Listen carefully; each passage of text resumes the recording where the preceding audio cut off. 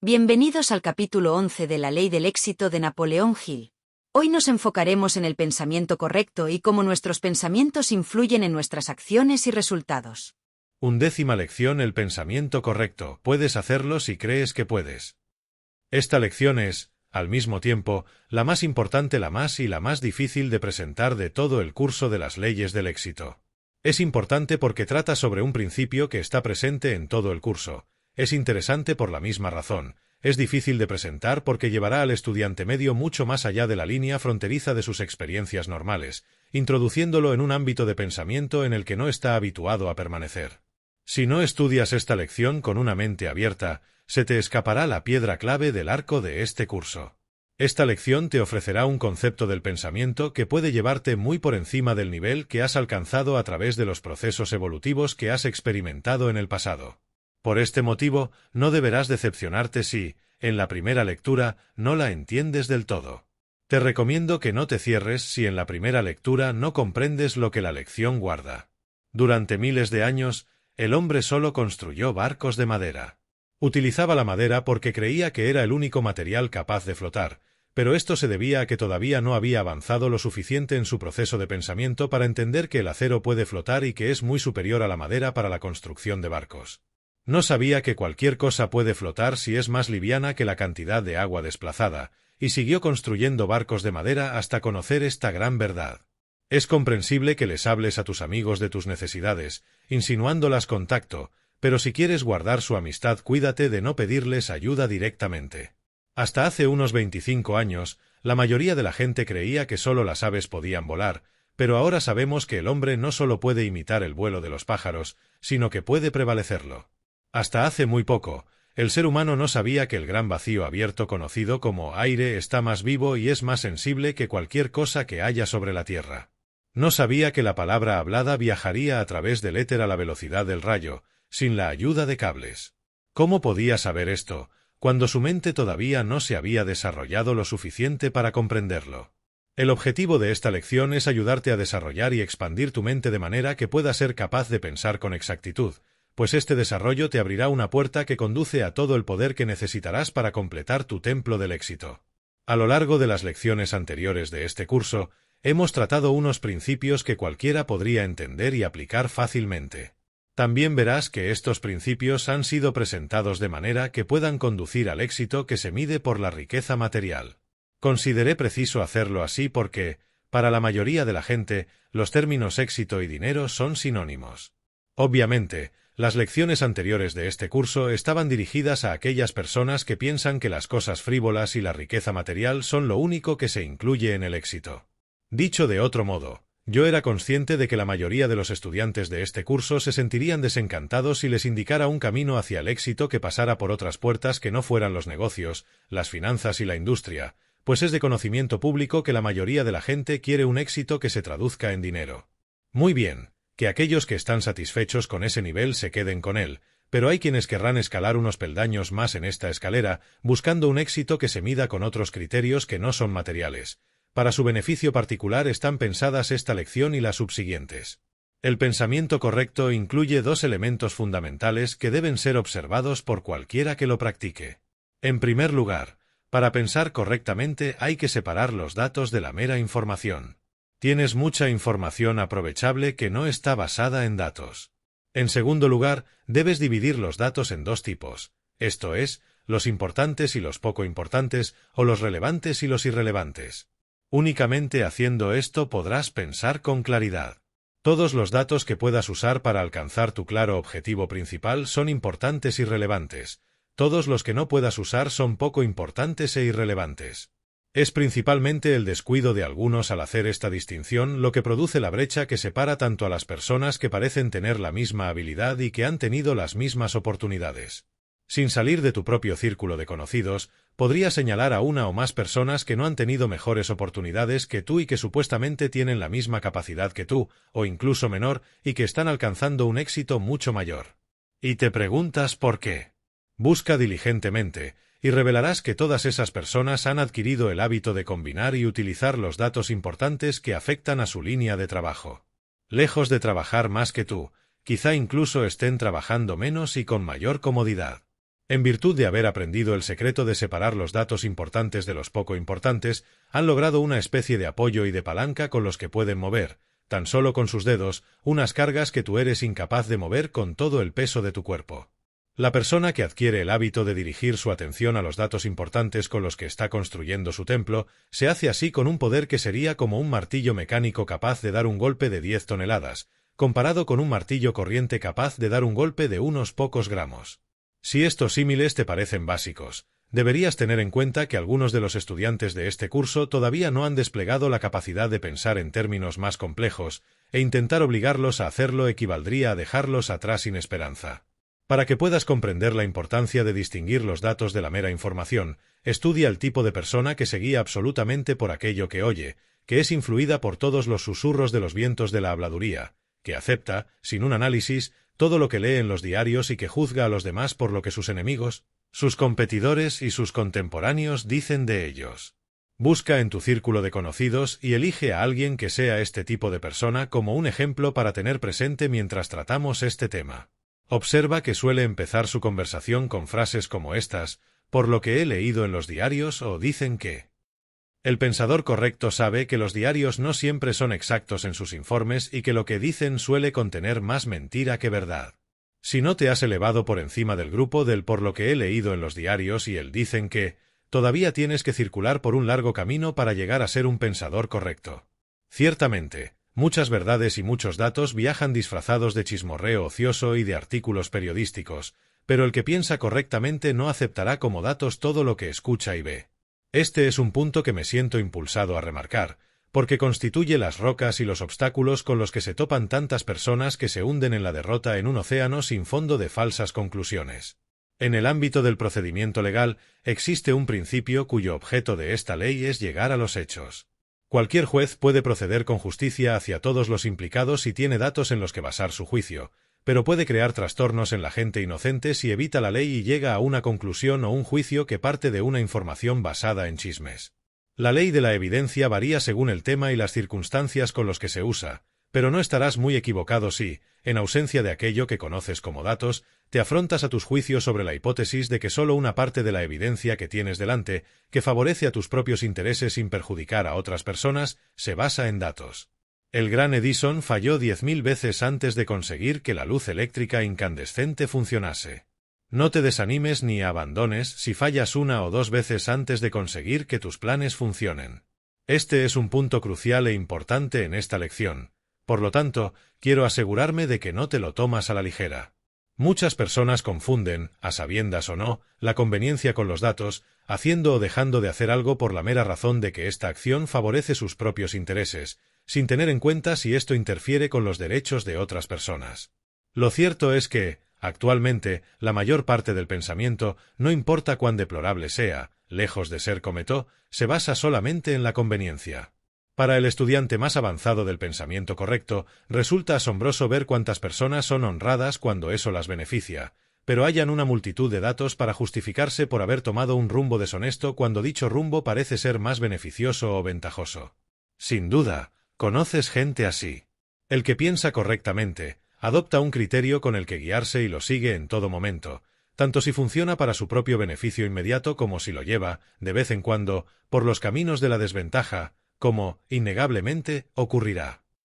El pensador cuando se enfrenta a los datos, independientemente de cómo afectan a sus propios intereses, pues sabe que finalmente su proceder le llevará a la cima, en plena posesión del que representa su claro objetivo principal en la vida. Entiende la solidez de la filosofía que el antiguo filósofo Croeso tenía en mente cuando dijo: hay una rueda en la que giran los asuntos de los hombres, y su mecanismo es tal que impide que cualquier hombre sea siempre afortunado. Quien piensa correctamente solo tiene un criterio según el cual se transporta en el trato con sus semejantes, y observa dicho criterio fielmente tanto cuando le suministra una desventaja temporal como cuando le ofrece una ventaja destacable. Pues, siendo un pensador correcto, sabe que, por la ley de los promedios, en algún tiempo futuro habrá recuperado con creces lo que perdió al aplicar su criterio en su propia desventaja temporal. Más vale que te empieces a preparar para entender que es preciso tener un carácter de lo más firme e inalterable para llegar a ser un pensador correcto, pues, como puedes ver, es allí a donde nos conduce el razonamiento de esta lección.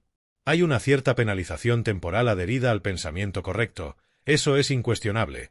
Pero, aunque esto es cierto, también es verdad que la recompensa o compensación en conjunto es tan dolorosamente mayor que pagarás de buena gana dicha penalización. Al buscar datos, a menudo debemos reunirlos a través de una única fuente, el conocimiento y la experiencia de otras personas. Entonces se hace ineludible examinar detenidamente tanto las pruebas presentadas como el individuo que las presenta, y cuando las pruebas son de una naturaleza tal que afectan a los intereses del testigo que las está proporcionando, tendremos un motivo para explorarlas con mayor cuidado, pues, a menudo, dicho testigo cae en la tentación de colorear y tergiversarlas para proteger sus intereses. Si un hombre denigra a otro, sus comentarios deberían ser aceptados, si es que tienen algún peso, con al menos un gramo de la singular cautela, pues es una tendencia humana corriente que la persona no encuentre más que el mal en aquellos que no le agradan. El hombre que ha alcanzado un grado de pensamiento correcto que le permite hablar de su enemigo sin exagerar sus faltas ni minimizar sus virtudes es la excepción y no la regla. Algunas personas muy capaces todavía no se han alzado por encima de este hábito vulgar y autodestructivo de despreciar a sus enemigos, a sus contendientes y a sus contemporáneos. Deseo llevar esta tendencia corriente a tu atención con todo el énfasis posible, porque es imperioso para un pensamiento correcto. Para que puedas convertirte en un pensador correcto, debes comprender y aceptar el hecho de que en cuanto un hombre o una mujer asume el liderazgo en cualquier ámbito de la vida, los difamadores empiezan a hacer circular rumores y chismes tenues acerca de su carácter. No importa lo bueno que sea su carácter o el servicio que pueda estar prestando al mundo, no puede escapar a la atención de esas personas equivocadas que se entusiasman destruyendo en lugar de construir. Los enemigos políticos de Lincoln hicieron circular la noticia de que vivía con una mujer negra. Los enemigos políticos de Washington hicieron circular un rumor parecido acerca de él. Puesto que Lincoln y Washington procedían del sur, sin duda quienes hicieron circular esta noticia la pensaban al mismo tiempo la más conveniente y degradante que podían imaginar. Pero no tenemos que remontarnos hasta nuestro primer presidente para encontrar pruebas de esta naturaleza impostora con que están dotados los seres humanos, pues fueron más allá en su elogio del presidente Harding e hicieron circular el rumor de que tenía sangre negra en sus venas. Cuando Woodrow Wilson llegó de París con lo que él consideraba un plan sólido para terminar con la guerra y arreglar las disputas internacionales, es posible que todos, excepto el pensador correcto, creyeran por los informes del coro del dicen que era una mezcla de Nerón y Judas. Los políticos de poca monta, los políticos chabacanos, los políticos pagados con intereses y los meros ignorantes carentes de un pensamiento propio, todos se unieron en un poderoso coro con el objetivo de destruir al único hombre en la historia del mundo que ha dado un plan para erradicar la guerra. Los difamadores mataron a Harding y a Wilson, los asesinaron con mentiras viciosas. Hicieron lo mismo con Lincoln, aunque de una forma más espectacular, incitando a un fanático a acelerar su muerte con una bala. El arte de gobernar y la política no son los únicos campos en los que el pensador correcto debe estar en guardia contra el coro del dicen que. En el momento en que una persona comienza a hacerse notar en el campo de la industria o los negocios, este coro se toma activo. Si un hombre hace una trampa para ratones mejor que la de su vecino, el mundo construirá un camino hasta su puerta, no te quepa duda de ello, y en el grupo de los que lo sigan estarán aquellos que vienen, no a ponderar, sino a condenar y a destruir su reputación. John H. Patterson, que fue director de la National Cash Register Company, es un ejemplo notable de lo que le puede pasar a un hombre que fabrica una caja registradora mejor que la de su prójimo. Sin embargo, en la mente del pensador correcto no hay ni una chispa de evidencia que apoye las feroces historias que los competidores del señor Patterson hicieron circular sobre él. En cuanto a Wilson y Harding, solo podemos juzgar cómo los verá la posteridad observando cómo ha honrado los nombres de Lincoln y Washington. Solo la verdad perdura. Todo lo demás morirá con el tiempo.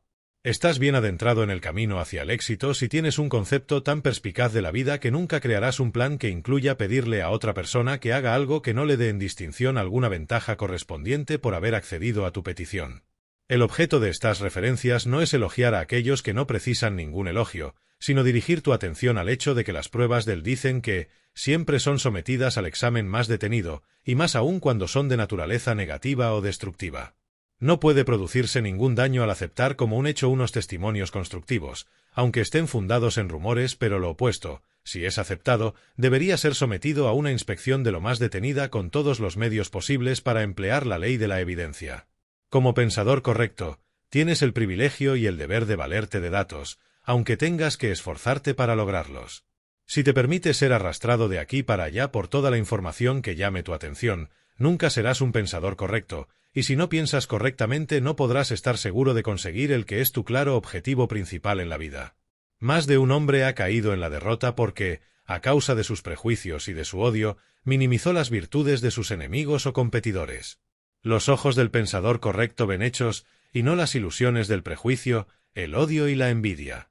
Un pensador correcto debe ser honorable, en el sentido de ser lo bastante justo, al menos consigo mismo, como para buscar virtudes, así como fallos, en las demás personas, pues no es absurdo suponer que todas las personas tienen un poco de estos dos aspectos. No creo que pueda dejarme engañar a los demás, y sé que no puedo permitirme engañarme a mí mismo. Este debe ser el lema del pensador correcto. Suponiendo que estas pistas sean suficientes para grabar en tu mente la importancia de buscar datos hasta que estés sensatamente seguro de que los has hallado, trataremos el asunto de organizar, clasificar y utilizar estos datos. Busca, una vez más en tu círculo de conocidos y encuentra a alguna persona que supuestamente consiga más con un menor esfuerzo que cualquiera de sus colegas. Estúdiala y observarás que es una estratega, porque ha aprendido a organizar los datos de tal manera que utiliza a su favor la ley de las ganancias crecientes que describimos en una lección anterior. La persona que sabe que está trabajando con datos hace su tarea con un sentimiento de seguridad en sí misma que le permite evitar condescender, vacilar o esperar para asegurarse de que terreno pisa. Sabe de antemano cuál será el resultado de sus esfuerzos y, por lo tanto, progresa con mayor rapidez y consigue más que la persona que debe guiarse por lo que siente porque no está segura de estar trabajando con datos. La persona que sabe las ventajas de buscar datos como base de su pensamiento ha recorrido un largo camino hacia el desarrollo de un pensamiento correcto, pero aquella que ha aprendido a separar los datos en importante y poco importante ha ido más lejos todavía. Esta última puede confrontarse con el hombre que utiliza un martillo mecánico, consiguiendo en un solo golpe más de lo que puede conseguir el otro con 10.000 golpes con un martillo casero. Examinemos brevemente a algunos hombres que se han propuesto tratar con los datos importantes relacionados con su trabajo en la vida.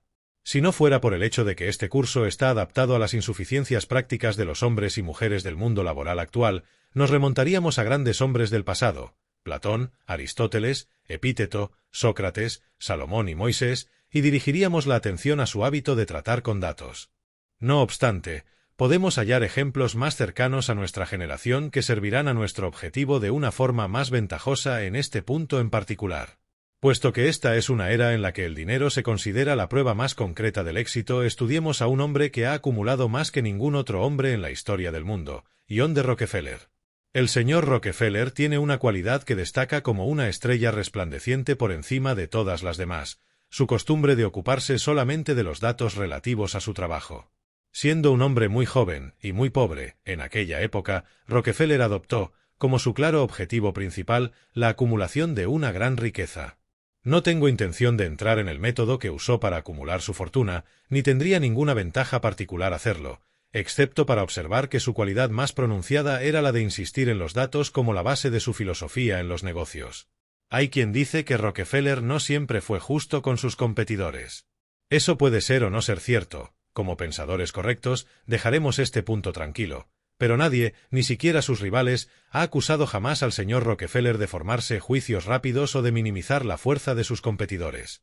No solo reconocía los datos que afectaban a su negocio, donde y cuando los hallara, sino que además se encargaba de buscarlos hasta asegurarse de que los había hallado. Thomas A. Edison es otro ejemplo de un hombre que ha llegado a la grandeza a través de la organización, la clasificación y el uso de datos. El señor Edison trabaja con las leyes naturales como su principal ayuda, por lo tanto, debe estar seguro de sus datos para poder usar esas leyes. Cada vez que tocas un interruptor y enciendes una luz eléctrica, recuerda que fue la capacidad de Edison de organizar datos lo que ha hecho que eso sea posible. Cada vez que escuches un gramófono, recuerda que Edison fue el hombre que lo hizo realidad mediante su persistente hábito de tratar con datos relevantes. Cada vez que veas una película, recuerda que surgió del hábito de Edison de tratar con datos importantes. En el campo de la ciencia, los datos relevantes son las herramientas con las que trabajan hombres y mujeres. La mera información, o los testimonios basados en lo que han dicho otras personas, no tienen ningún valor para Edison, aunque podría haber derrochado su vida trabajando con ellos, como están haciendo millones de personas. Los testimonios basados en lo que han dicho otras personas nunca podrían haber producido la luz eléctrica, el fonógrafo o las películas, y si lo hubieran hecho, el fenómeno habría sido un accidente. En esta lección estamos tratando de preparar al estudiante para evitar los accidentes. Ahora surge la pregunta de qué constituye un dato importante y relevante. La respuesta depende completamente de lo que constituya tu claro objetivo principal en la vida, pues cualquier dato que puedas usar, sin interferir con los derechos de otras personas, para la realización de dicho propósito, es un dato importante y relevante. Todos los demás datos, en lo que a ti respecta, son redundantes y, en el mejor de los casos, de una importancia menor. Sin embargo, organizar, clasificar y utilizar datos poco importantes e irrelevantes puede suponer el mismo esfuerzo que hacerlo con sus opuestos, pero no conseguirás tanto. Hasta el momento hemos estado comentando solamente un factor del pensamiento correcto, el que se basa en el razonamiento deductivo. Quizá este sea el punto en que algunos estudiantes de este curso tendrán que pensar en términos con los que no están acostumbrados, pues ahora llegamos al comentario del pensamiento que hace mucho más que reunir, organizar y combinar datos. Llamémoslo pensamiento creativo. Para que puedas entender por qué se le llama pensamiento creativo, es preciso que estudiemos brevemente el proceso de evolución a través del cual se creó el hombre pensante. El hombre pensante lleva mucho tiempo en el camino de la evolución y ha recorrido un largo trecho. En palabras del juez T. Trovar en Bible Mystery and Bible Meaning, Misterio y Significado de la Biblia, el hombre perfeccionado es la cumbre de la pirámide evolutiva y por una secuencia ineludible. El arte de vender consiste, en gran medida, en conocer los méritos de los productos o el servicio que uno está tratando de vender y en mostrárselos al posible comprador. Sigamos la pista del hombre pensante a través de los 5 pasos evolutivos por los que se cree que ha pasado, comenzando por el inferior. Es decir, 1. Periodo mineral. Aquí hallamos vida en su forma inferior, inmóvil e inerte, una masa de sustancias minerales sin la capacidad de moverse. 2. Período vegetal. Aquí hallamos vida en una forma más activa, con la inteligencia suficiente para conseguir alimentos, crecer y reproducirse, pero todavía incapaz de moverse de sus pilares fijos. 3. Periodo animal. Aquí hallamos vida en una forma superior y más inteligente, con la capacidad de moverse de un lugar a otro. 4. Periodo humano o del hombre pensante, donde hallamos vida en la forma más elevada que se conoce, porque el hombre es capaz de pensar y porque el pensamiento es la forma de energía más alta que conocemos. En el ámbito del pensamiento, el ser humano no conoce limitaciones. Puede mandar sus pensamientos a las estrellas con la rapidez de un rayo. Puede reunir datos y organizarlos en nuevas y variadas combinaciones. Puede crear hipótesis y traducirlas en una realidad física a través del pensamiento. Puede razonar tanto inductiva como deductivamente. 5. Período espiritual. En este plano, las formas inferiores de vida descritas en los 4 periodos antes mencionados confluyen y se vuelven infinitas en la naturaleza. En este punto el hombre se ha desarrollado, se ha expandido y ha crecido hasta proyectar su capacidad de pensar en la inteligencia infinita. Todavía, en este 5.º periodo, el hombre pensante es solo un niño, pues todavía no ha aprendido a apropiarse, para su propio uso, de esa inteligencia eterna llamada espíritu. Además, con algunas raras excepciones, el ser humano todavía no ha reconocido el pensamiento como el punto de conexión que le deja acceder al poder de la inteligencia infinita. Estas excepciones han sido hombres como Moisés, Salomón, Platón, Aristóteles, Sócrates, Confucio y un número comparativamente pequeño de otros como ellos. Desde su época, hemos tenido a muchas personas que han revelado en parte esta gran verdad, pero la verdad, en sí misma, es tan accesible ahora como lo era entonces. Para hacer uso del pensamiento creativo, uno debe trabajar extensamente con la fe, y esta es la razón primordial de no haya más personas que practiquen este tipo de pensamiento. Los más ignorantes de la raza humana pueden pensar en términos de razonamiento deductivo en relación con asuntos de una naturaleza puramente física y material, pero ir un paso más arriba y pensar en términos de inteligencia infinita es otra cosa. El hombre medio se siente completamente perdido cuando va más allá de aquello que puede entender con la ayuda de sus 5 sentidos físicos: vista, oído, tacto, olfato y gusto. La inteligencia infinita no funciona por mediación de ninguno de ellos y no podemos implorar su ayuda a través de ellos. ¿Cómo, entonces, puede apropiarse uno del poder de la inteligencia infinita? Es una pregunta natural. Y la respuesta es, a través del pensamiento creativo. Para dejar clara la manera exacta en que se hace esto, ahora llevaré tu atención a algunas de las lecciones anteriores de este curso, a través de las cuales te has preparado para entender el significado del término pensamiento creativo. En la segunda lección, y hasta cierto punto, en prácticamente todas las demás lecciones que la siguieron hasta llegar a esta, has visto la utilización frecuente del término autosugestión, una sugestión que uno se hace a sí mismo. Ahora volvemos una vez más a ese término, porque la autosugestión es la línea telegráfica, por así decirlo, con la que puedes registrar en tu mente subconsciente una descripción o un plan de aquello que quieres crear o adquirir en forma física. Se trata de un proceso que puedes aprender a utilizar fácilmente. La mente subconsciente es el intermediario entre el pensamiento consciente y la inteligencia eterna, y tú puedes invocar la ayuda de la inteligencia eterna únicamente a través de la mente subconsciente, dándole instrucciones claras de lo que quieres. Aquí te familiarizas con la razón psicológica para tener un claro objetivo principal. Si todavía no has entendido la importancia de crear un claro objetivo principal como el objeto de tu trabajo en la vida, seguramente lo harás antes de haber dominado esta lección.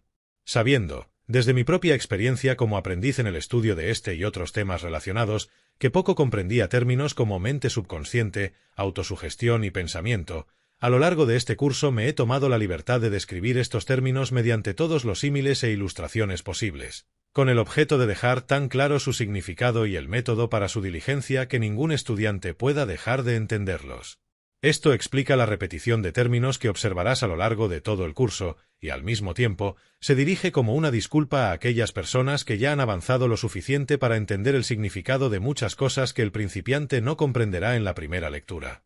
La mente subconsciente tiene una característica destacable hacia la que ahora dirigiré tu atención, esto es, que registra las sugestiones que le mandas a través de la autosugestión e invoca la ayuda de la inteligencia infinita para trasladar estas sugestiones a su forma física natural con medios naturales que no son, en absoluto, nada extraordinario.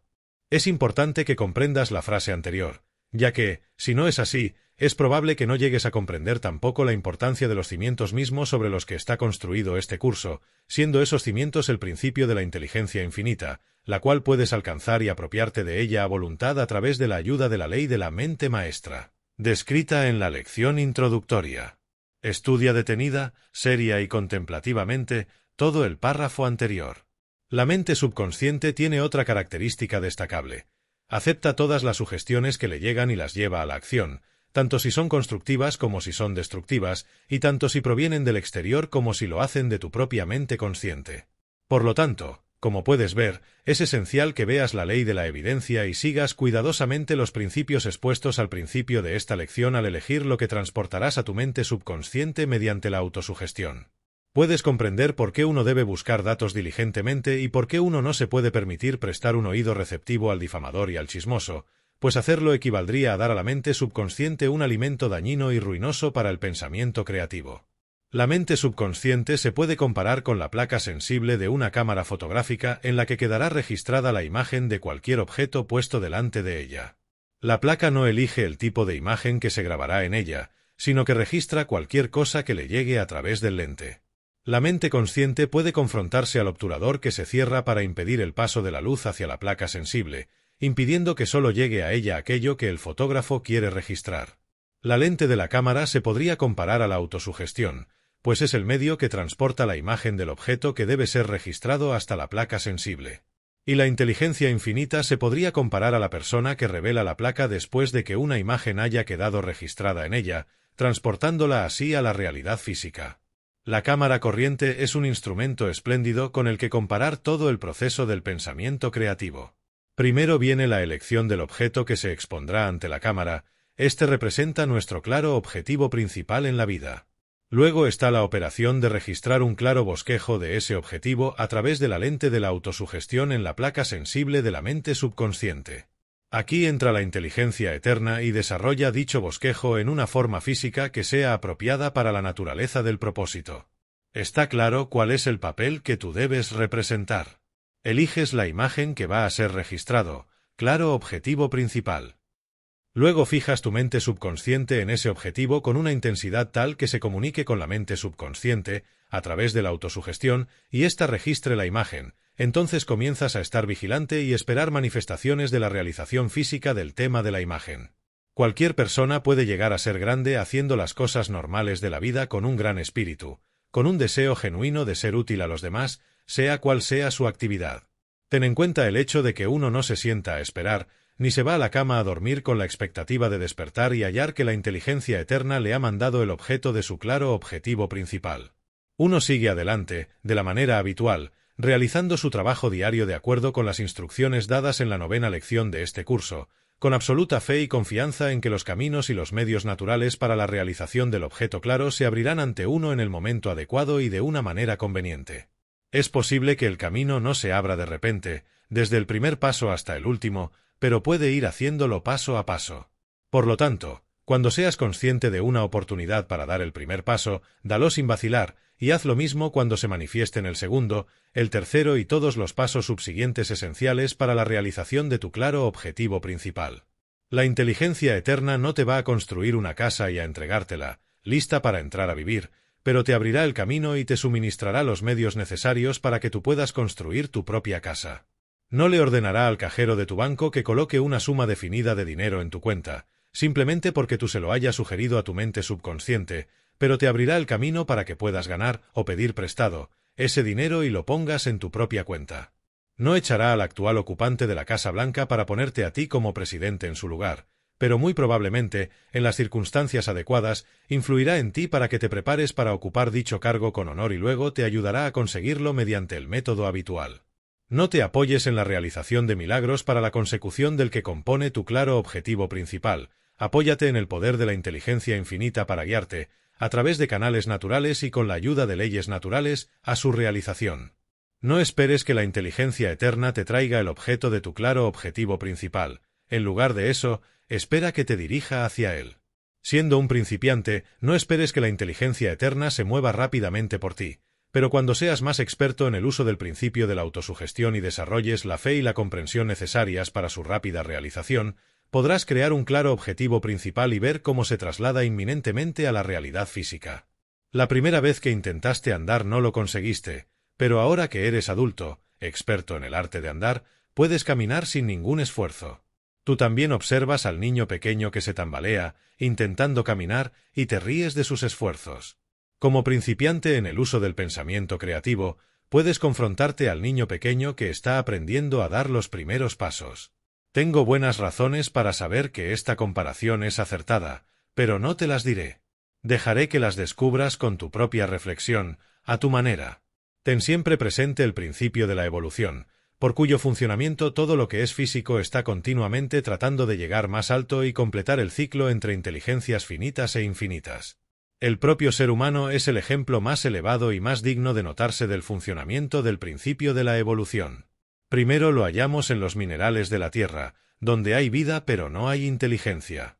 Luego lo encontramos, por el crecimiento de la vegetación, evolución, elevado a una forma de vida muy superior, donde disfruta de la inteligencia suficiente para alimentarse.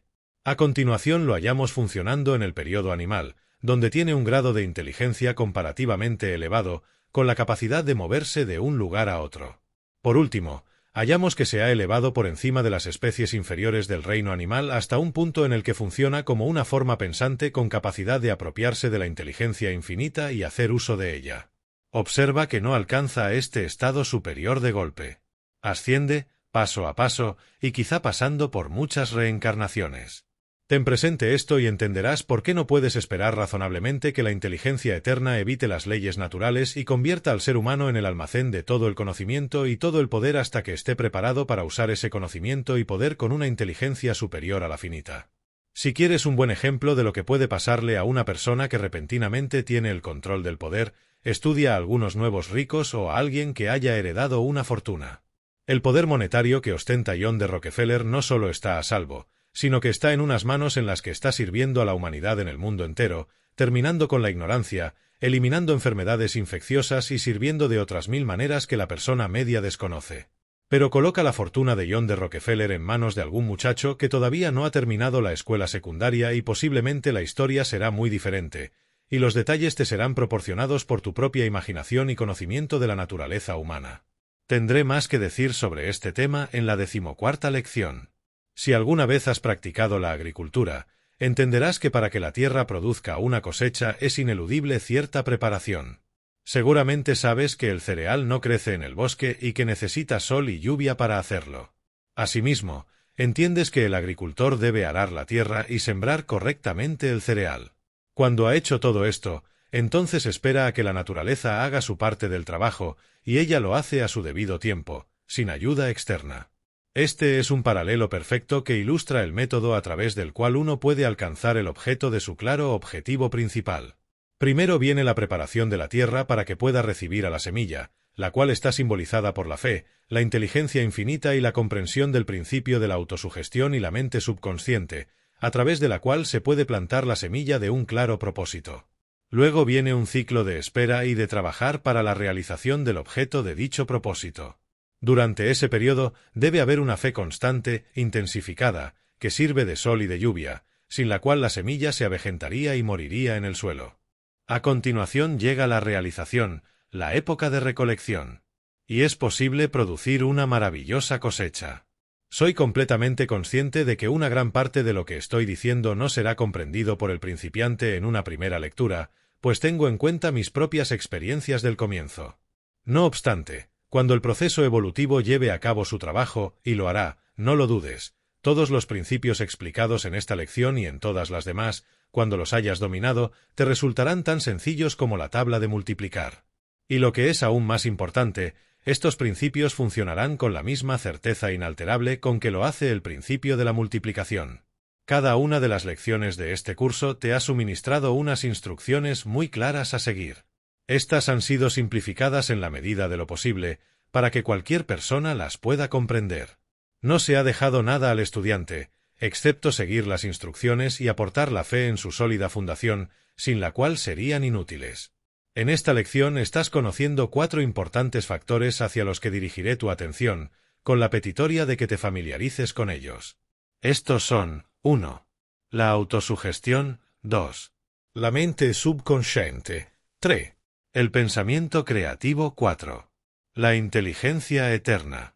Estos son los 4 caminos por los que debes viajar en tu ascenso en busca del conocimiento. Observa que eres tú quien vigila a 3 de ellos. Observa, también, y esto es especialmente importante, que de la manera en que recorras estos 3 caminos dependerá el momento y el lugar en que convergerán entrando en el 4, o inteligencia eterna. Ahora que ya entiendes lo que significan los términos autosugestión y mente subconsciente, debemos asegurarnos de que entiendes también lo que significa el término pensamiento creativo, que quiere decir pensamiento de una naturaleza positiva, creativa, no destructiva. El objeto de la 8ª lección era prepararte para que entiendas y apliques eficazmente el principio del pensamiento creativo. Si no has dominado esa lección, entonces no estás preparado para hacer uso de ese tipo de pensamiento a fin de alcanzar tu claro objetivo principal. Déjame repetir un símil que ya he utilizado, diciendo que tu mente subconsciente es el campo o tierra en que siembras la semilla de tu claro objetivo principal. El pensamiento creativo es el instrumento con el que conservas la tierra fertilizada y acondicionada para que esa semilla despierte al crecimiento y la madurez. Tu mente subconsciente no germinará la semilla de tu claro objetivo principal y la inteligencia infinita no convertirá tu propósito en una realidad física si llenas tu mente de odio, envidia, celos, egoísmo y codicia. Estos pensamientos negativos o destructivos son las malas hierbas que ahogarán la semilla de tu claro objetivo. El pensamiento creativo presupone que mantendrás tu mente en un estado de expectativa de lograr el objeto de tu claro objetivo principal, que tendrás una fe y una confianza absolutas en su realización a su debido tiempo y en su debido orden. Si esta lección consigue lo que pretende, te aportará una comprensión más plena y más intensa de la 3ª lección de este curso, que trata sobre la seguridad en uno mismo. Cuando comiences a leer acerca de cómo plantar la semilla de tus deseos en la tierra fértil de tu mente subconsciente y cómo fertilizarla hasta que nazca a la vida y la acción, entonces ciertamente tendrás motivos para creer en ti mismo o en ti misma. Y cuando hayas logrado ese punto en tu proceso de evolución, tendrás un conocimiento suficiente de la verdadera fuente de la que estás extrayendo tu poder, como para hacer plenamente responsable a la inteligencia eterna de todo aquello que antes atribuías a tu seguridad en ti mismo.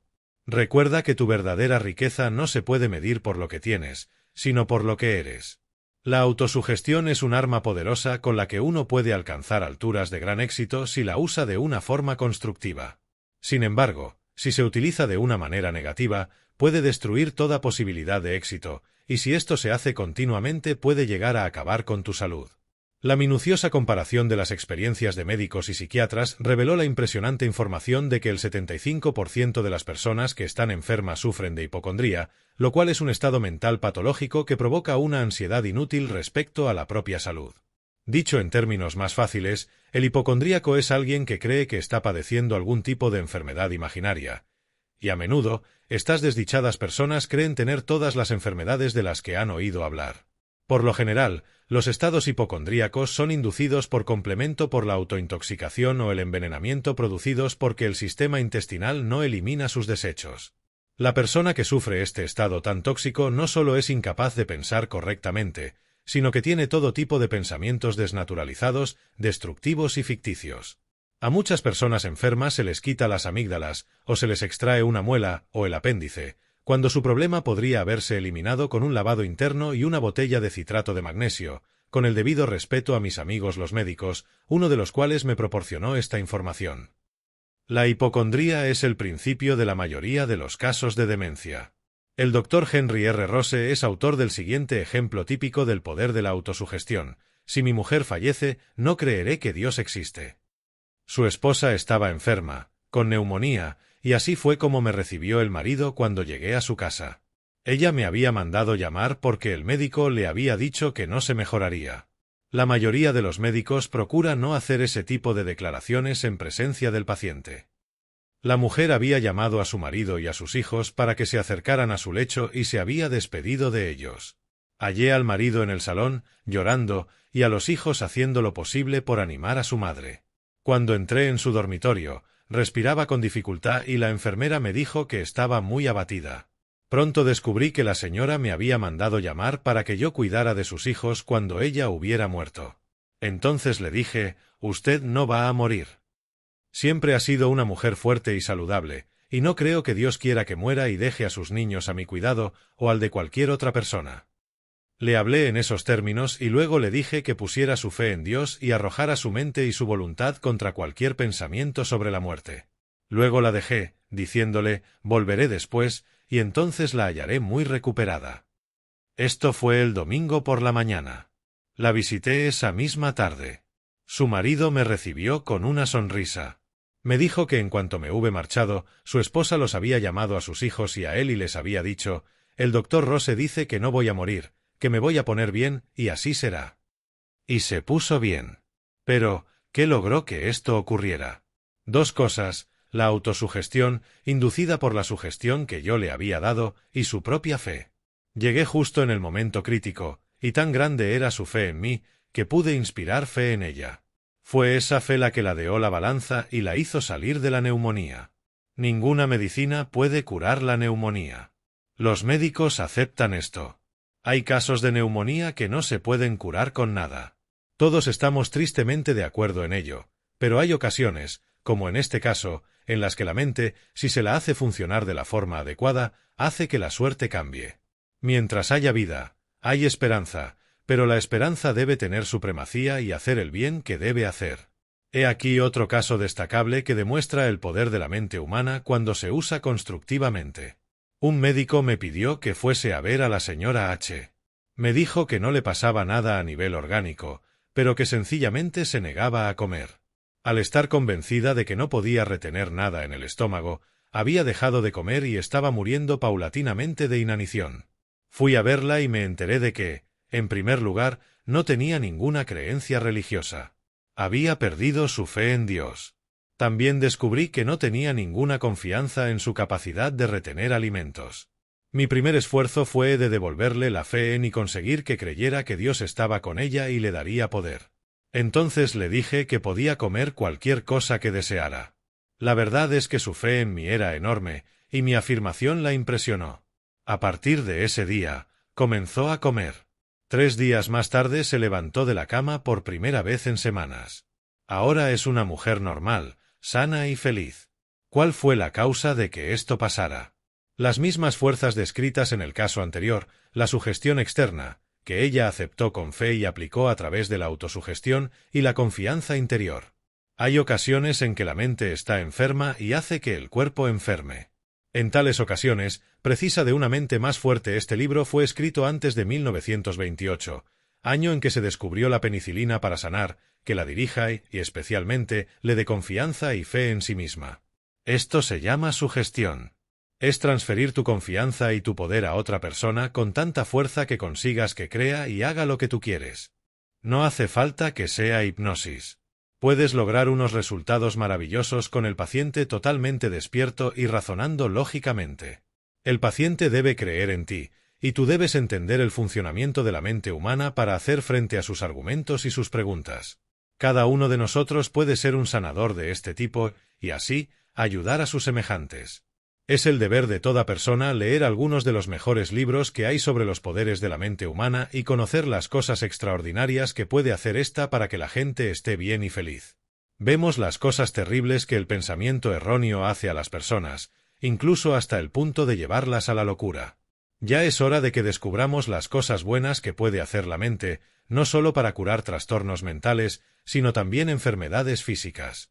Ascendemos al cielo especialmente sobre las ruinas de nuestros planes más queridos, descubriendo que nuestros fracasos no fueron más que unos mástiles indicadores amistosos que nos hicieron avanzar y ascender hacia el éxito. Deberías profundizar en este tema. No estoy diciendo que la mente pueda curarlo todo. No hay pruebas fieles de que ciertas formas de cáncer hayan sido curadas por el pensamiento, o la fe, o cualquier otro proceso mental. Si quieres curarte de un cáncer, debes atajarlo en su inicio y tratarlo quirúrgicamente. No hay otra manera, y sería criminal insinuar que la hay. Pero la mente puede hacer mucho con tantos tipos de dolencias y enfermedades que deberíamos apoyarnos en ella con más frecuencia de lo que lo hacemos. Durante su campaña en Egipto, Napoleón caminó entre los soldados de su ejército que estaban muriendo a centenares debido a la peste negra. Tocó a uno de ellos y levantó a otro, para infundir a los demás que no tuvieran miedo, pues la terrible enfermedad parecía extenderse tanto por la ayuda de la imaginación como por cualquier otra vía. Goethe nos dice que él mismo fue a un lugar donde había una fiebre maligna y nunca la contrajo porque aplicó su voluntad. Esos gigantes entre los hombres conocían algo que estamos empezando a descubrir lentamente, el poder de la autosugestión. Esto quiere decir, la influencia que tenemos sobre nosotros mismos al creer que no vamos a contraer una enfermedad. Hay algo en la operación de la mente automática o subconsciente que hace que se eleve por encima de los gérmenes de la enfermedad y los afronte cuando decidimos que no permitiremos que el pensar en ellos nos asuste, o cuando nos movemos entre los enfermos, incluso los contagiosos, sin pensar nada al respecto. La imaginación puede matar a un gato, dice el viejo refrán. Lo cierto es que puede matar a un hombre o, por el contrario, ayudarlo a remontar hasta las más asombrosas alturas del éxito, siempre y cuando la utilice como la base de su seguridad en sí mismo. Se han registrado casos verdaderos de hombres que han llegado a morir al imaginar que les habían cortado la yugular con un cuchillo, cuando en realidad lo que se había usado era un trozo de hielo, dejando que el agua goteara para que pudieran escucharla e imaginaran que se trataba de su propia sangre. Antes de iniciar el experimento, se les había vendado los ojos. No importa lo bien que estés al salir a trabajar por la mañana, si todas las personas con las que te encuentras te dicen, pareces enfermo, deberías ir al médico, antes de que haya pasado mucho tiempo te empezarás a sentir enfermo, y si esto se mantiene durante unas horas llegarás a casa por la noche totalmente disminuido y dispuesto a ver a un médico. Tal es el poder de la imaginación o la autosugestión. La facultad imaginativa de la mente humana es una asombrosa pieza de maquinaria mental, pero puede jugamos malas pasadas, y suele hacerlo, si no la vigilamos y la controlamos continuamente. Si dejas que tu imaginación espere lo peor, hará estragos contigo. Los jóvenes estudiantes de medicina rellenan su calendario médico con toda clase de síntomas, como consecuencia de las conferencias médicas y las discusiones en clase sobre las distintas enfermedades. Como ya hemos dicho, a menudo la hipocondría puede ser inducida además por la intoxicación debida a una inadecuada eliminación de los residuos del cuerpo. Por último, puede producirse por una falsa alarma, a través del uso inapropiado de la imaginación. En otras palabras, el estado hipocondríaco puede tener como causa una base física real, o puede surgir totalmente por permitir que la imaginación se desboque. La mayoría de médicos estuvieron de acuerdo sobre este punto. El Dr. Schofield describe el caso de una mujer que tenía un tumor. La ubicaron sobre la mesa de operaciones y le pusieron la anestesia cuando, hete aquí que el tumor desapareció inmediatamente y no fue precisa ninguna operación. Pero cuando recuperó la conciencia, el tumor regresó. Entonces el médico averiguó que ella había estado viviendo con un pariente que tenía un tumor verdadero, y la imaginación de esta mujer era tan real que había llegado a creer que ella también tenía uno. La volvieron a colocar en la mesa de operaciones, la anestesiaron y la vendaron alrededor de la mitad del cuerpo, para que el tumor no pudiera volver artificialmente. Cuando despertó, le dijeron que la operación había sido un éxito, pero que era preciso que llevara el vendaje durante varios días. Ella creyó al médico y, cuando finalmente le retiraron las vendas, el tumor no había vuelto. No se le practicó ninguna operación. Simplemente, la mujer había librado a su mente subconsciente del pensamiento de que tenía un tumor y su imaginación ya no tenía con qué trabajar, excepto con la idea de salud, puesto que nunca había estado realmente enferma, siguió estando bien. La mente puede ser curada de enfermedades imaginarias, exactamente de la misma forma que puede ser presa de dichas enfermedades por la autosugestión. El mejor momento para trabajar con una imaginación defectuosa es durante la noche, justo antes de ir a dormir, ya que en ese momento la mente automática o subconsciente está en control y durante la noche atraerá y trabajará con los pensamientos o las sugestiones que le des justo cuando tu mente consciente o diurna está a punto de dejar de funcionar. Esto puede parecer imposible, pero se puede evidenciar fácilmente este principio mediante el siguiente procedimiento. Si mañana quieres despertarte a las 7 o alguna hora distinta a tu hora habitual, daíte a ti mismo justo antes de dormir, mañana debo levantarme a las 7, sin error. Repítelo varias veces mientras, al mismo tiempo, grabas en tu mente el hecho de que realmente debes levantarte a la hora precisa aludida. Entrega este pensamiento a tu mente subconsciente con la absoluta confianza de que te despertará a las 7 en punto. Cuando llegue esa hora, tu subconsciente lo hará. Esta prueba se ha realizado con éxito cientos de veces. La mente subconsciente te despertará a cualquier hora que le pidas, como si alguien se acercara a tu cama y te diera unos golpecitos en el hombro. Pero no debes dar la orden en términos inseguros o indefinidos. Asimismo, a la mente subconsciente se le puede dar cualquier tipo de orden y ella la llevará a cabo con la misma urgencia con que te despertará a una hora establecida. Por ejemplo, antes de dormirte cada noche, dale la orden de que desarrolle la seguridad en ti mismo, la valentía, la iniciativa o cualquier otra cualidad, y hará lo que le ordenes. Si la imaginación del ser humano puede erigir enfermedades imaginarias y postrarlo en la cama con dichas dolencias, con la misma facilidad puede, también, eliminarlas. El hombre es una combinación de equivalentes químicos cuyo valor, según dicen, es de alrededor de $26, con excepción, por supuesto, de ese estupendo poder llamado la mente humana. En conjunto, la mente parece ser una máquina complicada, pero en realidad, en lo que respecta a la forma en que puede ser usada, es lo más parecido que se conoce al movimiento perpetuo. Funciona automáticamente mientras dormimos, y funciona tanto automáticamente como en conjunción con la voluntad o con el sector voluntario, cuando estamos despiertos. La mente necesita un análisis de lo más minucioso en esta lección, porque es la energía con que se realiza todo pensamiento. Para aprender a pensar correctamente, cuya enseñanza es el único objeto de esta lección, uno debe entender absolutamente, un grado, que la mente puede ser controlada, guiada y dirigida con objetivos creativos y constructivos. 2 degrees. Que la mente puede ser dirigida hacia fines destructivos y que puede derribar y destruir voluntariamente si no se la controla y se la rige constructivamente con deliberación y con un plan. 3 degrees. Que la mente tiene poder sobre todas las células del cuerpo y puede hacer que cada una de ellas haga su trabajo a la perfección, o por el contrario, por negligencia o por tomar la dirección errónea, puede destruir los objetivos funcionales normales de cualquier célula o de todas ellas. 4 degrees. Que todos los éxitos del hombre son el resultado del pensamiento, al cual su cuerpo físico le da una importancia secundaria, y en muchos casos ninguna, excepto como un lugar de alojamiento para la mente. 5 degrees. Que los mayores éxitos, ya sean en la literatura, el arte, las finanzas, la industria, el comercio, el transporte, la religión, la política o los descubrimientos científicos suelen ser el resultado de ideas imaginadas en el cerebro de una persona, pero convertidas en realidad por otras personas a través del uso combinado de sus mentes y sus cuerpos. Esto significa que la concepción de una idea tiene más importancia que la transformación de dicha idea en una manera más material, ya que relativamente pocas personas pueden concebir ideas útiles, mientras que hay cientos de millones de ellas capaces de desarrollar una idea y darle una forma material después de que ha sido concebida. 6 degrees. La mayoría de los pensamientos concebidos en las mentes de la gente no son correctos, pues son más bien opiniones o juicios rápidos. Cuando Alejandro Magno suspiraba porque no tenía más mundos que conquistar, eso creía. Su cuadro mental era similar al de los Alejandros actuales de la ciencia, la industria, la invención, cuyos pensamientos correctos han ocupado el aire y el mar. Han explorado prácticamente cada metro cuadrado de la pequeña tierra en que vivimos y han extraído de la naturaleza miles de secretos que, unas pocas generaciones atrás, se habrían calificado como milagros asombrosos e imponderables.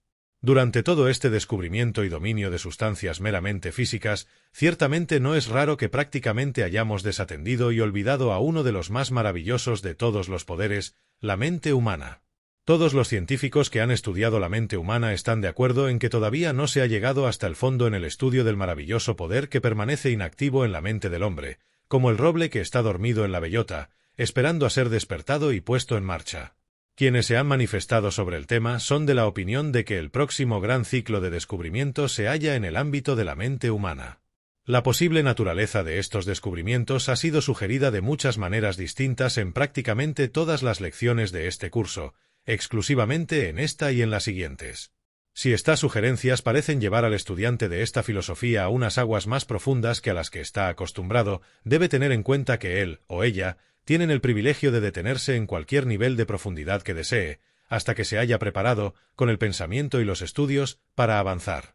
Cuando una persona se halla realmente en la cima de la escalera del éxito, nunca está sola, porque nadie puede remontar hasta el verdadero éxito si no va acompañado de otras personas.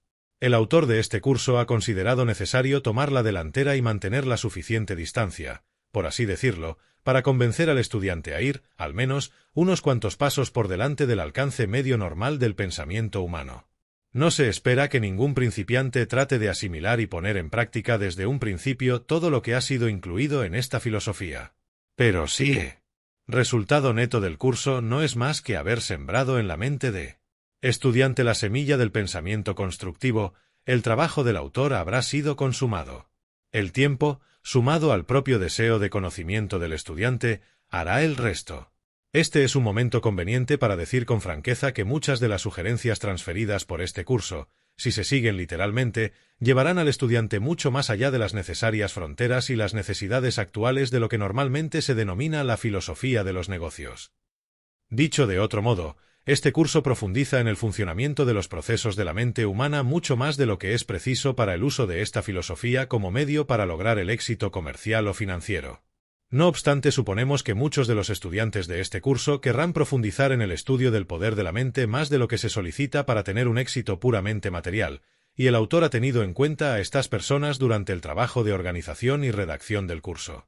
Resumen de los principios envueltos en el pensamiento correcto.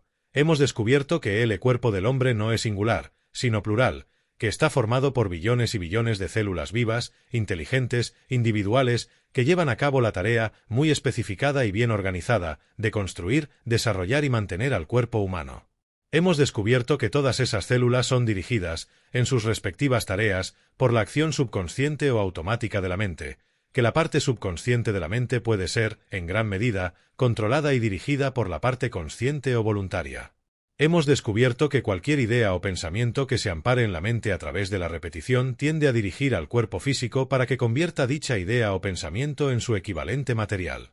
Hemos descubierto que cualquier orden que se dé correctamente a la mente subconsciente, a través de la ley de la autosugestión, será llevada a cabo, a menos que sea desviada o anulada por otra orden que tenga más fuerza. Hemos descubierto que la mente subconsciente no cuestiona la fuente de la que recibe las órdenes, ni la sensatez de las mismas, sino que procede a regir al sistema muscular del cuerpo para que lleve a cabo cualquier orden recibida. Esto explica la necesidad de vigilar de cerca el entorno del que recibimos las sugestiones y por el que somos incluidos sutil y silenciosamente en instantes y de maneras que no percibimos con la mente consciente. Hemos descubierto que cada movimiento del cuerpo humano es controlado por la parte consciente o subconsciente de la mente humana, que ningún músculo puede ser movido hasta que uno de esos dos sectores de la mente haya mandado una orden de movimiento.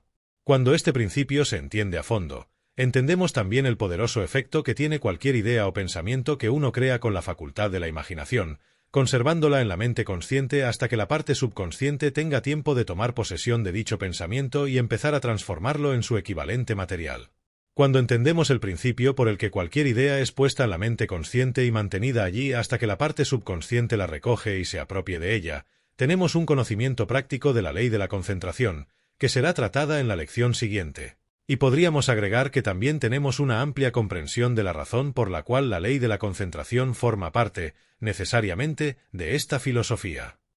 Cuando comprendemos esta relación operativa entre la imaginación, la mente consciente y la parte subconsciente, podemos ver que el primer paso para la realización de cualquier claro objetivo principal es fundar una imagen clara de lo que deseamos.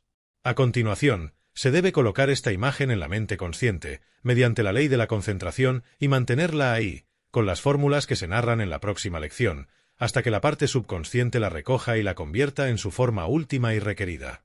Sin duda, este principio ha quedado claro. Ha sido afirmado y vuelto a afirmar una y otra vez, no solo con el objetivo de describirlo extensamente, sino por algo más importante, para grabar en la mente del estudiante con qué papel apoya a todo éxito humano. El valor de tener claro un objetivo. Esta lección sobre el pensamiento correcto no solo narra el verdadero propósito de tener un claro objetivo principal, sino que explica, en términos sencillos, los principios por los cuales se puede llevar a cabo dicho objetivo o propósito. Primero creamos el objetivo por el que luchamos con la facultad imaginativa de la mente y luego trasladamos un esbozo de este objetivo al papel, escribiendo una afirmación clara en la forma de un claro objetivo principal. Al leer a diario esta declaración escrita, la idea o la cosa a la que aspiramos es recibida por la mente consciente y entregada a la mente subconsciente, la cual, a su vez, rige las energías del cuerpo para transformar el deseo en una forma material. El deseo, un deseo intenso, profundamente prendido, es el punto de partida de todo éxito. Del mismo modo que el electrón es la última unidad de materia discernible para el científico, el deseo es la semilla de todo éxito, el lugar de inicio detrás del cual no hay nada, o al menos nada de lo que tengamos conocimiento.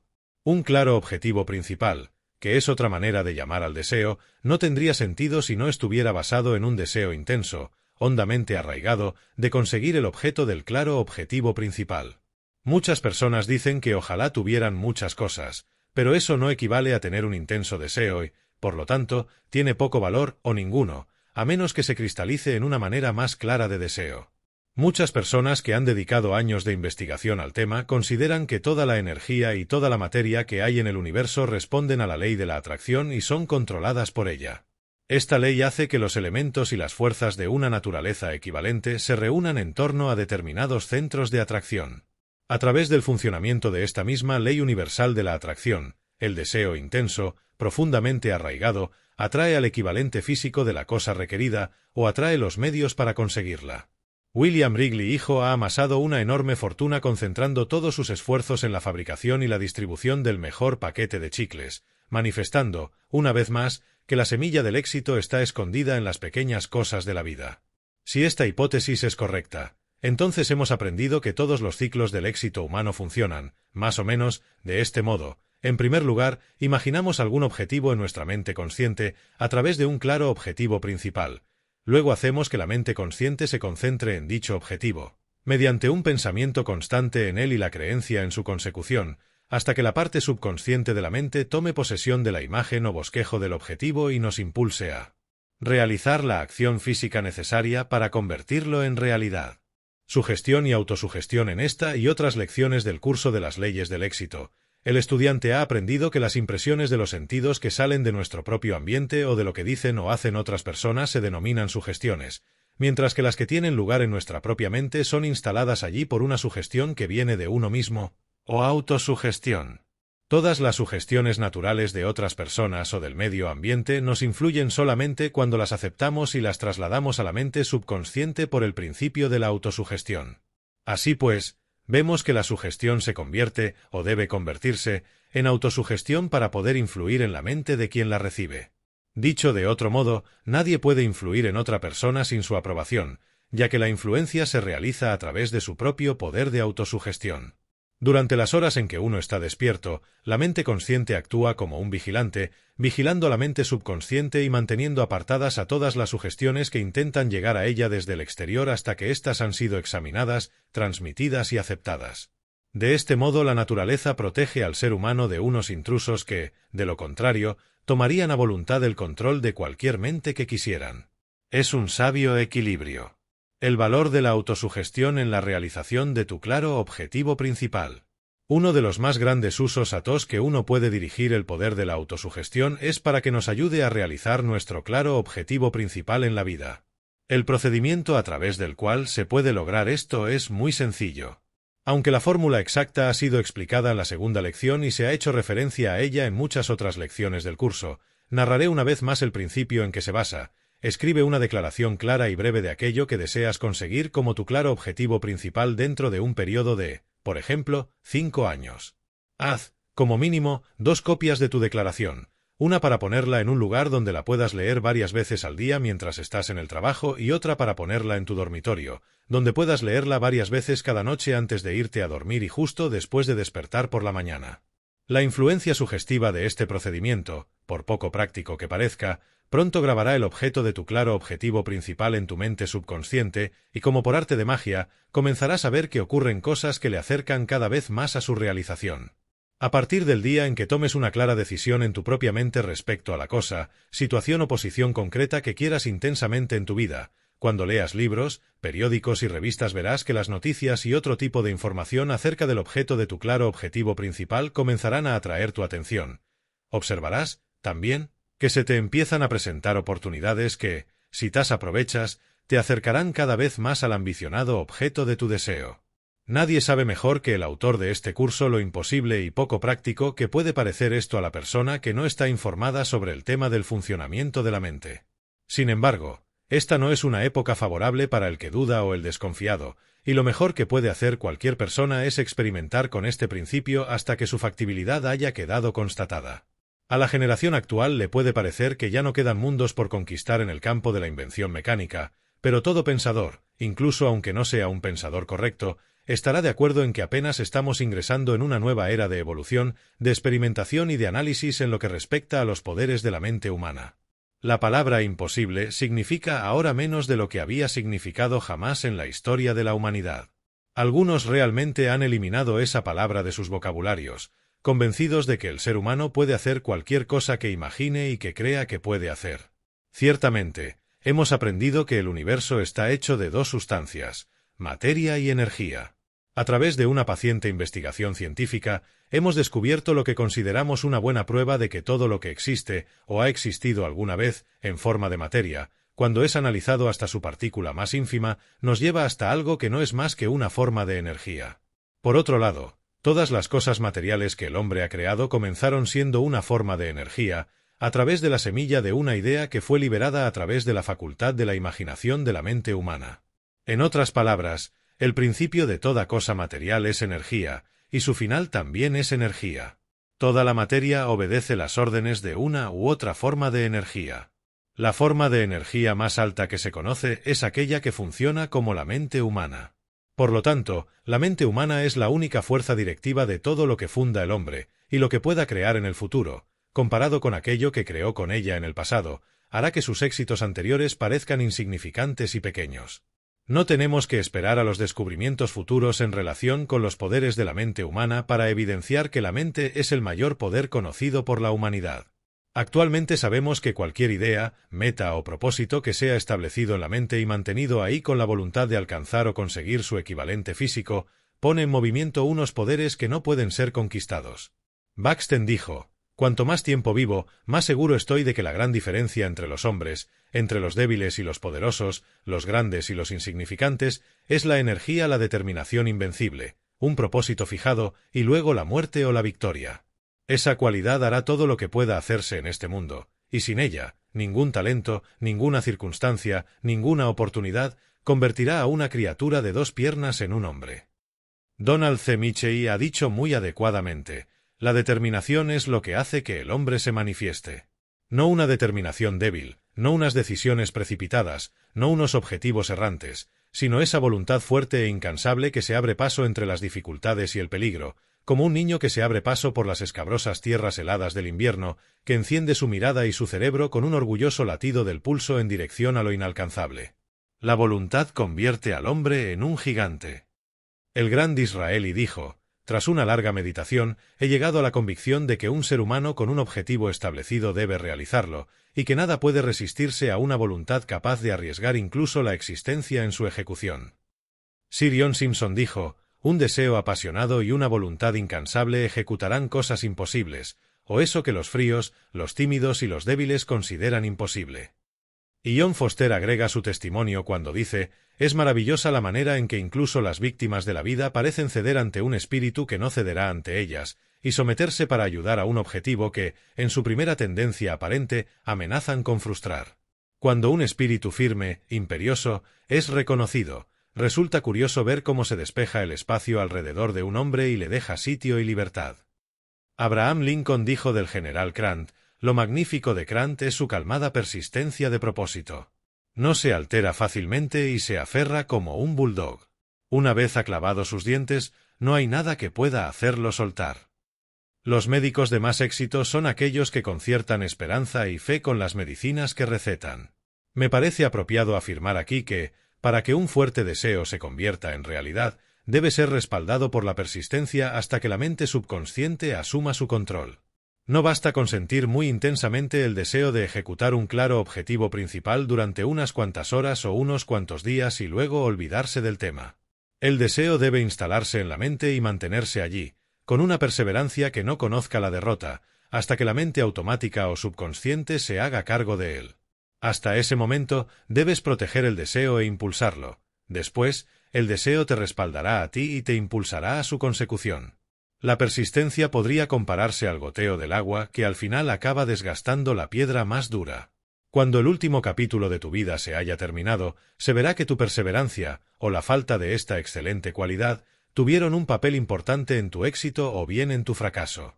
Este autor presenció la pelea de Taney contra Dempsey en Chicago, 1926. Además, estudió la psicología que antecedió y rodeó a su combate anterior. En ambas ocasiones, hubo dos factores que ayudaron a Taney a derrotar a Dempsey, a pesar de que este último era más fuerte, según muchos, un boxeador mejor. Y esos dos factores que sancionaron a Dempsey fueron, en primer lugar, su propia falta de seguridad en sí mismo, el temor de que Taney lo derrotara, y en segundo, la absoluta seguridad en sí mismo de Taney y su persuasión de que vencería a Dempsey. Taney subió al cuadrilátero con la barbilla levantada, con un aire de seguridad y certeza en cada uno de sus movimientos.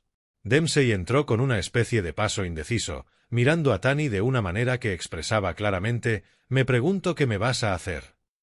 Dempsey fue derrotado en su propia mente antes de haber ingresado en el cuadrilátero. Los agentes de prensa y los propagandistas habían minado el terreno, gracias a la superior capacidad de pensar de su contrincante, Taney, y así son las cosas. Desde la más humilde y más feroz de las ocupaciones, el boxeo profesional, hasta las profesiones más elevadas y recomendables. El éxito es logrado por la persona que sabe cómo usar el poder del pensamiento. A lo largo de este curso se ha recalcado enormemente la importancia del entorno y el hábito, a partir de los cuales surgen los estímulos que ponen en funcionamiento las ruedas de la mente humana. Afortunada es la persona que ha descubierto cómo excitar o estimular su mente para que sus capacidades funcionen de una manera constructiva, lo cual se puede conseguir si se instalan detrás de cualquier deseo intenso y profundamente arraigado. El pensamiento correcto es un pensamiento que hace un uso inteligente de todos los poderes de la mente humana y no se ataja en el mero examen, clasificación y organización de ideas. El pensamiento correcto produce ideas y puede hacer que adopten su forma más provechosa y constructiva. Es posible que el estudiante esté mejor preparado para analizar sin un sentimiento de desconfianza y duda los principios expresados en esta lección si tiene en cuenta que las conclusiones y las hipótesis aquí enumeradas no son únicamente del autor. He tenido el beneficio de contar con la estrecha cooperación de algunos de los principales investigadores en el campo de los fenómenos mentales, y las conclusiones logradas, tal como se expresan en todo el curso, son las de muchas mentes distintas. En la lección sobre la concentración, recibirás una mayor instrucción sobre el método para aplicar el principio de la autosugestión. De hecho, a lo largo del curso se ha seguido el principio del desarrollo gradual, recogiendo el mayor paralelismo posible con el principio de la evolución. La primera lección sentó las bases para la segunda lección, la segunda preparó el camino para la tercera, y así sucesivamente. He tratado de construir este curso de la misma forma en que la naturaleza construye a un ser humano, a través de una serie de pasos, cada uno de los cuales eleva al estudiante un peldaño más arriba y lo acerca más a la cima de la pirámide que representa el curso en su totalidad.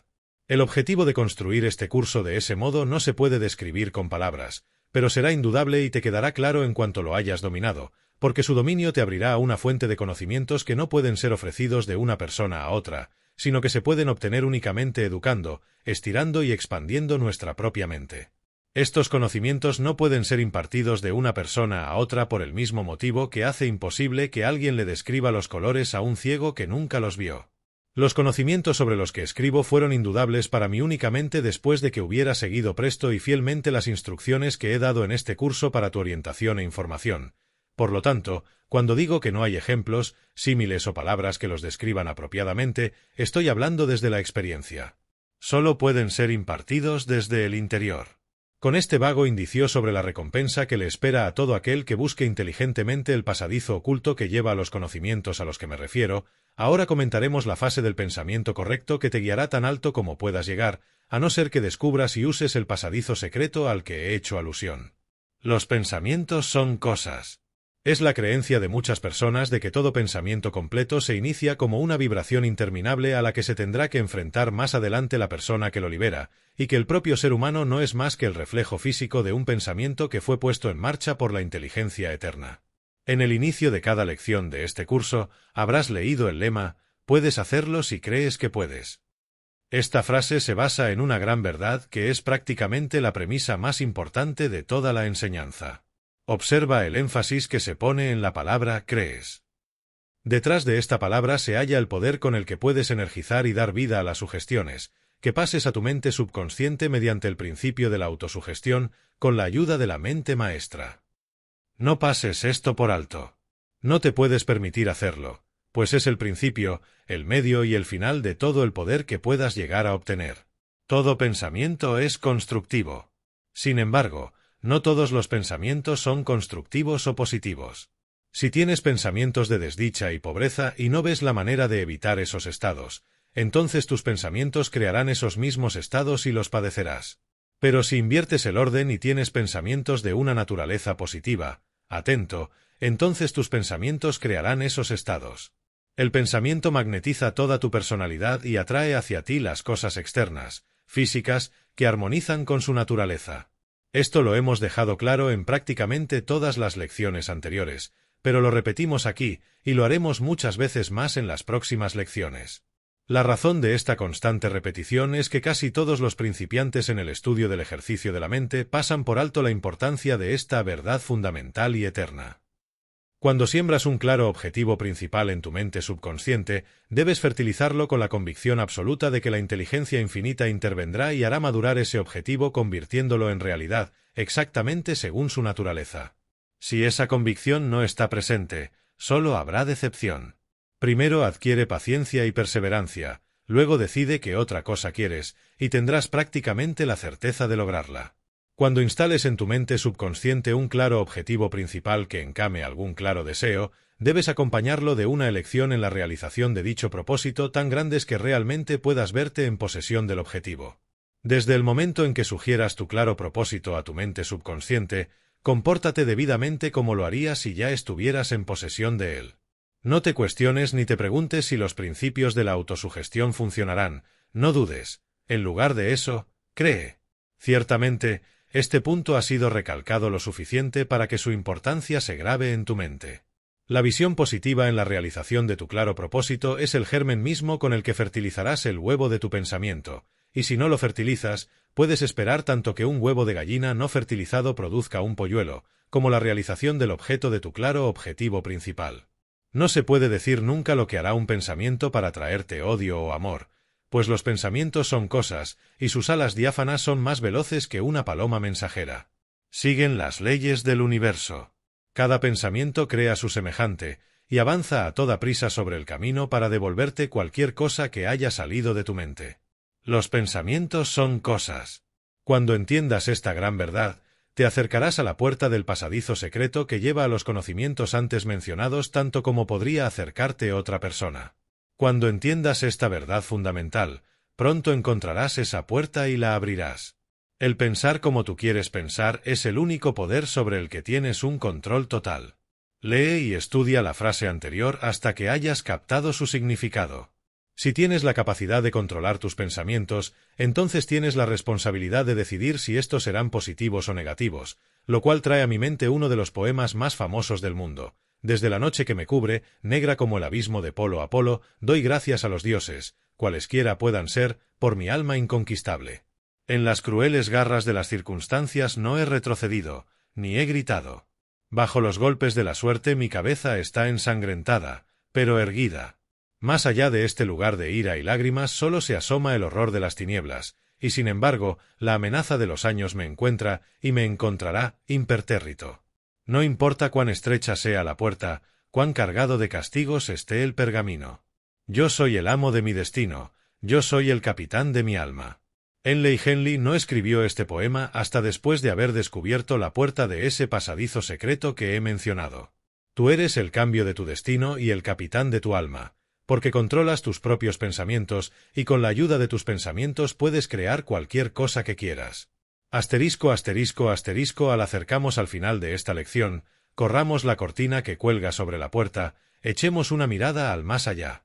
Contempla ese mundo habitado por seres que funcionan sin la ayuda de cuerpos físicos. Observa contenidamente, y para bien o para mal, fíjate que estás viendo un mundo habitado por seres de tu propia creación, que se corresponden puntualmente con la naturaleza de tus propios pensamientos tal como los expresaste antes de morir. Ahí están los hijos de tu propio corazón y de tu propia mente, hechos a imagen de tus propios pensamientos. Aquellos que nacieron de tu odio, tu envidia, tus celos, tu egoísmo y tu injusticia hacia tus semejantes no serán unos vecinos muy deseables, pero debes vivir con ellos de todos modos, pues son tus hijos y no los puedes echar. Ciertamente, serás desafortunado si no hallas a ningún hijo que haya nacido del amor, la justicia, la verdad y la consideración hacia los demás. A la luz de esta idea simbólica, el tema del pensamiento cometó adquiere un aspecto nuevo y mucho más importante. ¿No es así? Si existe la posibilidad de que cada pensamiento que liberes durante esta vida adopte la manera de un ser vivo para darte la bienvenida después de tu muerte, entonces no precisas que te dé más motivos para vigilar todos tus pensamientos mejor de lo que vigilarías la comida que alimenta a tu cuerpo físico. He llamado simbólica a esta idea por una razón que comprenderás únicamente cuando hayas atravesado la puerta de ese pasadizo secreto que lleva al conocimiento del que vengo hablando. Pregúntame cómo sé estas cosas. Antes de haber atravesado dicha puerta, será tan inútil como que alguien que nunca ha visto con sus ojos físicos me preguntara cómo es el color rojo. No intento que aceptes este punto de vista, ni siquiera estoy argumentando acerca de su solidez. Al sugerirte esta idea, sencillamente estoy cumpliendo con mi deber y con mi responsabilidad. Ahora tú debes llevarla hasta un punto en el que la aceptes o la rechaces, a tu propio modo y según tu propia voluntad. El término pensamiento correcto, tal como se usa en esta lección, se refiere al pensamiento que es de tu propia creación. El pensamiento que llega a ti de otras personas, a través de la sugestión o la declaración directa, no es un pensamiento dentro del significado y el objetivo de esta lección, aunque pueda ser un pensamiento que esté basado en datos. Ya te he traído hasta la cumbre de la pirámide de esta lección sobre el pensamiento. No puedo llevarte más lejos. No obstante, no has recorrido todo el trecho, solamente has comenzado a hacerlo.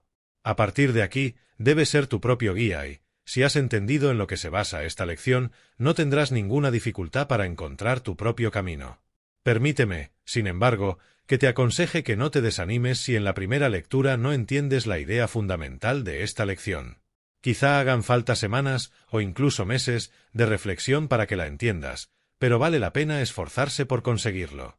Los principios presentados al principio de esta lección pueden ser fácilmente comprendidos y aceptados, ya que su naturaleza es de lo más elemental. No obstante, es posible que, al comenzar a seguir la cadena del pensamiento hasta el final de la lección, encuentres que las aguas son demasiado profundas para investigarlas. Quizá yo pueda arrojar un último rayo de luz sobre el tema, recordándote que, mientras lees estas líneas, los sonidos de todas las voces, de todas las notas musicales y de cualquier otra naturaleza están siendo liberados y están flotando por el éter donde quiera que te halles. Para oírlos solo necesitas la ayuda de un aparato moderno de radio. Sin ese equipo como suplemento para tu propio sentido del oído, eres incapaz de oírlos. Si esta afirmación se hubiera hecho hace 20 años, habrías creído que quien las hacía estaba loco o era un tonto. Pero ahora la aceptas sin cuestionarla, porque sabes que es cierta. El pensamiento es una forma de energía muy superior y mejor organizada que el sonido. Por lo tanto, No es absurdo suponer que todos los pensamientos que están siendo liberados en estos momentos y todos los que han sido liberados alguna vez están también en el éter o en algún otro lugar, y pueden ser descifrados por quienes tengan el equipo para hacerlo, y tú te preguntarás, ¿qué tipo de equipo se precisa? Encontrarás la respuesta cuando hayas atravesado la puerta que lleva al pasadizo secreto que a su vez conduce al conocimiento. No puedes tenerla antes, y solo podrás llegar a ese pasadizo a través de tus propios pensamientos. Esta es una de las razones por las que todos los grandes filósofos del pasado aconsejaban al hombre que se conociera a sí mismo. Conócete a ti mismo es, y ha sido, el grito de los siglos. Uno de los misterios indescifrables del trabajo de Dios es el hecho de que este gran hallazgo sea siempre un autodescubrimiento. La verdad que el hombre está buscando eternamente está oculta en su propio ser. Por lo tanto, resulta infructuoso buscar muy lejos, en el desierto de la vida o en los corazones de otras personas, para encontrarla. Hacerlo no te acercará a aquello que buscas, sino que te alejará aún más. Y es posible que, ¿quién lo sabe, sino tú? Incluso ahora, al terminar esta lección, estés más cerca que nunca de la puerta que lleva al pasadizo secreto que alguna vez conduce al conocimiento. Con tu dominio de esta lección llegará una comprensión más plena del principio al que llamé la mente maestra en la lección introductoria. Sin duda, ahora comprendes la razón para establecer una alianza amistosa de cooperación entre dos o más personas. Esta alianza eleva las mentes de quienes participan en ella y les deja entrar en contacto con su poder de pensamiento con la inteligencia infinita. Con esta afirmación, toda la lección introductoria debería adquirir un nuevo significado para ti. Esta lección te ha familiarizado con el principal motivo por el que deberías usar la ley de la mente maestra, pues te muestra la cumbre a la que esta ley puede llevar a quienes la comprenden y utilizan. Algunas personas mueren por comer demasiado, otras por excederse en la bebida, mientras que otras sencillamente se marchitan y mueren porque no tienen nada más que hacer. A estas alturas, deberías entender por qué unas cuantas personas han alcanzado grandes cumbres de poder y de fortuna, mientras que otras personas de su entorno han permanecido en la pobreza y en la necesidad. Si ahora no entiendes qué causa esto, lo harás cuando hayas dominado las siguientes lecciones del curso. No te desanimes si a la primera lectura de esta lección no le sigue una comprensión total de estos principios. Esta es la única lección de todo el curso que no puede ser plenamente asimilada por el principiante con una sola lectura. Te entregará sus ricos tesoros de conocimiento únicamente a través del pensamiento, la reflexión y la meditación. Por esto, debes leerla al menos 4 veces, con pausas de una semana entre cada lectura. Además, deberías volver a leer la lección introductoria para entender de una forma más precisa y clara la ley de la mente maestra, y la relación entre ella y los temas tratados en esta lección sobre el pensamiento correcto. La mente maestra es el inicio con el que puedes convertirte en un pensador correcto. ¿Acaso esta afirmación no es, al mismo tiempo, clara y reveladora? El fracaso actualmente, cientos de millones de personas que viven en este mundo tienen la necesidad de luchar bajo la carga de la pobreza para poder disfrutar de las 3 necesidades indispensables de la vida: un lugar donde dormir, algo que comer y ropa para vestir. Llevar la carga de la pobreza no es ninguna broma. Encuentro que es significativo que los hombres y las mujeres más grandes y de mayor éxito que han vivido jamás tuvieran la necesidad de llevar esta carga antes de llegar. Por lo general, el fracaso se acepta como una calamidad, pero pocas personas llegan a comprender que el fracaso es una calamidad únicamente cuando se lo acepta como tal, y pocas llegan a saber que el fracaso rara vez es permanente. Repasa tus propias experiencias de unos cuantos años y verás que, por lo general, tus fracasos resultaron ser bendiciones disfrazadas. El fracaso le enseña al hombre lecciones que, sin él, jamás aprenderían, y además, las imparte en un lenguaje que es universal. Entre las grandes lecciones que nos enseña está la de la humildad. Nadie puede llegar a ser grande sin sentirse humilde e insignificante comparado con el mundo que lo rodea, las estrellas que están ahí arriba y la armonía con que la naturaleza hace su trabajo. Por cada hijo de un rico que se convierte en un trabajador ventajoso y constructivo por el bien de la humanidad, hay otros 99 prestando un servicio útil que salieron de la pobreza y la miseria. Me parece que esto es algo más que una coincidencia. La mayor parte de la gente que se considera un fracaso no lo es en absoluto. La mayoría de los acontecimientos que las personas consideran un fracaso no son más que derrotas temporales. Si tienes lástima de ti y te sientes un fracaso, piensa que estarías mucho peor si tuvieras que ponerte en el lugar de otras personas que tienen verdaderos motivos para quejarse. En la ciudad de Chicago vive una mujer joven muy bella. Sus ojos son de color azul claro. Su cutis es sumamente hermoso. Tiene una voz dulce y encantadora. Es educada y culta. 3 días después de graduarse en una de las universidades del este descubrió que tiene sangre negra en sus venas. El hombre al que estaba prometida se negó a casarse con ella. Los negros no la quieren y los blancos se niegan a relacionarse con ella. Durante el resto de su vida deberá llevar la marca del fracaso permanente. Recuerda, eso es un fracaso permanente. Mientras escribo este ensayo, me llegan noticias de un bebé, una hermosa niña, hija de una chica soltera, que ha sido llevada a un albergue, para ser criada mecánicamente, sin conocer jamás la influencia del amor de una madre. Durante toda su vida, este infeliz bebé deberá llevar el peso del error de otra persona, que nunca podrá ser corregido. ¿Qué suerte tienes tú de no ser esa niña, sean cuales sean tus fracasos imaginarios?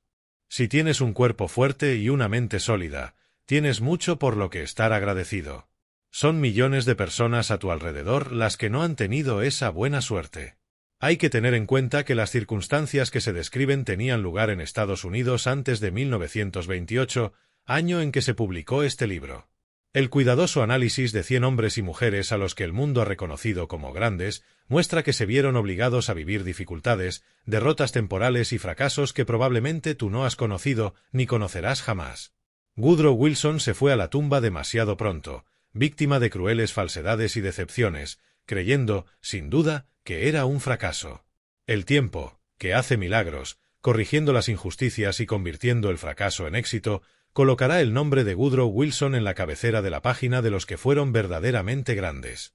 Muy pocos de los que viven hoy por hoy tienen la visión para ver que, del fracaso de Wilson, al final acabará surgiendo una exigencia de paz universal tan poderosa que la guerra será una dificultad.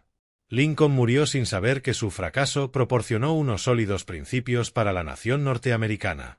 Colón murió prisionero, encadenado, sin llegar a saber que su fracaso significó el descubrimiento de la gran nación que Lincoln y Wilson ayudaron a resguardar con sus fracasos.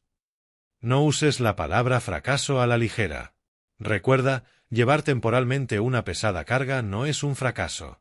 Si la verdadera semilla del éxito está en tu interior, unas cuantas adversidades y derrotas temporales solo ayudarán a alimentarla y hacer que brote a la madurez. Si estás experimentando lo que tú crees que es un fracaso, ten paciencia. Es posible que estés pasando por tu época de prueba. Ningún ejecutivo capaz elegiría como sus subordinados a aquellos hombres a los que no ha puesto a prueba para conocer su formalidad, su lealtad, su perseverancia y otras cualidades esenciales. La responsabilidad, y todo lo que la acompaña en forma de remuneración, siempre tiende a ir hacia la persona que no acepta una derrota temporal como un fracaso permanente. Asterisco, asterisco, asterisco, la prueba de un hombre es la lucha que libra, el valor que muestra a diario, la manera en que se mantiene en pie y recibe los numerosos golpes del destino. Un cobarde puede sonreír cuando no hay nada que temer, cuando nada detiene su progreso, pero hace falta ser un hombre para ponerse de pie y aplaudir cuando es otro el que destaca. Después de todo, no es la victoria, sino la batalla que un hermano libra. El hombre que, encontrándose contra la pared, se mantiene de pie, erguido, y recibe los golpes del destino con la cabeza muy alta, sangrando, magullado y pálido, es el hombre que más tarde ganará, pues no teme fracasar. Son los golpes que recibes, y las sacudidas que recibes, y las conmociones que tu valentía aguanta, las horas de tristeza y vano pesar, el premio que se escapa de tus manos. Los que ponen a prueba tu disposición y demuestran tu valor. No son los golpes que das, sino los golpes que recibes en esta vieja tierra, los que muestran si aquello de lo que estás hecho es real. A menudo, el fracaso te instala en una posición en la que debes hacer un esfuerzo inusual. Más de un hombre ha sacado una victoria de una derrota, luchando con la espalda contra la pared, sin poder replegarse. César había albergado el deseo de conquistar a los británicos durante mucho tiempo. Navegó reservadamente con sus naves repletas de soldados hasta la isla británica, descargó sus tropas y sus provisiones, y luego dio la orden de quemar las naves. Llamando a sus soldados para que se reunieran en torno a él, les dijo: «Ahora es ganar o morir. No tenemos elección», y ganaron. La gente suele ganar cuando se decide a hacerlo. Quema los puentes que están detrás de ti, y mira lo bien que funcionas cuando sabes que no hay marcha atrás. Un conductor de tranvía obtuvo una disponibilidad mientras probaba un puesto en un gran negocio mercantil. Si no consigo mantener mi nuevo puesto, le comentó a un amigo, siempre puedo retornar a mi antiguo trabajo. A final de mes estaba de vuelta, completamente curado de la ambición de hacer algo que no fuera trabajar en un tranvía. Si en lugar de pedir una excedencia hubiese renunciado, seguramente le habría ido bien en el nuevo empleo. El movimiento del Club 13, que terminó extendiéndose por todo el país, surgió como resultado de una profunda decepción que experimentó su fundador. Aquella conmoción bastó para abrir su mente a una visión más amplia y tolerante de las necesidades de la época, y este descubrimiento produjo la creación de una de las influencias más destacables de esta generación. Las 15 leyes del éxito en las que se basa este curso son el resultado de 20 años de un infortunio, una pobreza y un fracaso tales que rara vez le llegan a una persona en toda su vida. Sin duda, aquellos de vosotros que habéis seguido esta serie de lecciones desde el principio habréis leído entre líneas, y detrás de ellas, una historia de batalla que ha involucrado una autodisciplina y un autodescubrimiento que, de no haber sufrido esas penalidades, no habría conocido. Estudia el camino de la vida en la ilustración que está al principio de este texto, y observa que todos los que transitan por él llevan una carga.